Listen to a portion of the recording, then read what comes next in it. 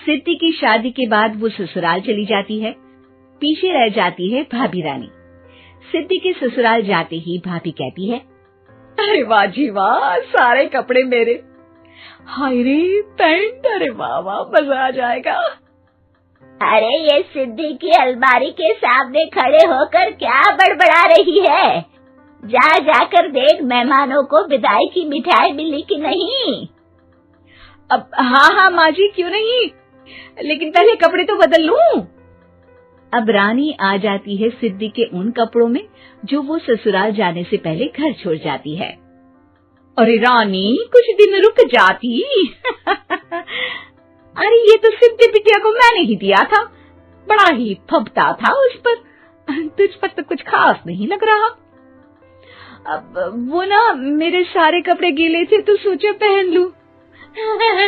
वैसे भी सिद्धि को कौन सा दिन पुराने आउटडेटेड कपड़ों को पहनना है। वैसे भी ये सूट तो मैंने तभी पहना था, वैसे खास है भी नहीं ये। हाँ ठीक है, लेकिन ना मेरी सिद्धि पर तो जमता था। सारे मेहमान चले जाते हैं और सिद्धि ससुराल से मायके पहली बार आती है। अपना घर, अपना कमरा, अपनी अलमारी। ये बोलकर जैसे ही सिद्धि अलमारी खोलती है तो सामने उसके कपड़ों की जगह कुछ और ही रखा होता है। माँ, जरा कमरे में तो आना। सास और रानी वहां पहुंच जाते हैं। रानी ने पहनी होती है सिद्धि की जींस और टी शर्ट। अरे भाभी, ये क्या? ये तो मेरी बड़ी ही महंगी टी शर्ट है, इसे आपने घर में क्यों पहनी है? अरे बहुत मिलती है दीदी ये चौक की मार्केट में, 150 में।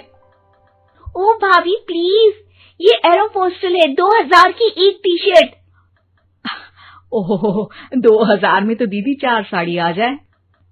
अब क्या बोलूं? भाभी, ये मेरी अलमारी में छोटू के कपड़े, तो मेरे कपड़े कहाँ हैं? मेरी अलमारी में? अब दीदी आपको कौन से पुराने कपड़े पहनने थे? माना भाभी, लेकिन मैं जब घर आती तो यही सब पहनती ना। अरे तुम तो बड़ी कंजूस हो दीदी। खैर, वक्त आता है जब सिद्धि ससुराल के लिए रवाना हो रही होती है। अरे रानी, अंदर से सिद्धि का गिफ्ट ले आ, लड़की पहली बार ससुराल से मायके आई है।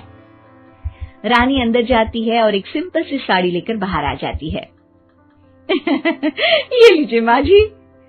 सास बेटी को गिफ्ट देकर ससुराल भेजती है। अगले दिन रानी एक सुंदर सी साड़ी पहनकर सामने आती है।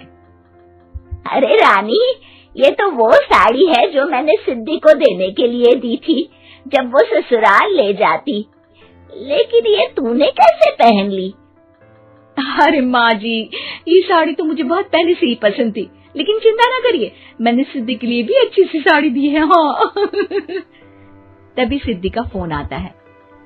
क्या माँ, कुछ अच्छा तो दिया होता ससुराल ले जाने के लिए। अरे पहले दिखा दिया होता। यूं चमकते हुए पैकेट में नौकरानी वाली साड़ी मत दिया करो माँ।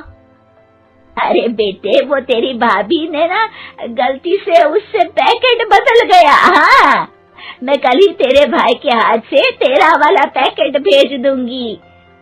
अरे रहने दो माँ, आई एम श्योर भाभी ने अभी वही साड़ी पहनी होगी जो तुमने मेरे लिए रखी थी। तुम तो समझ नहीं पाई उनको।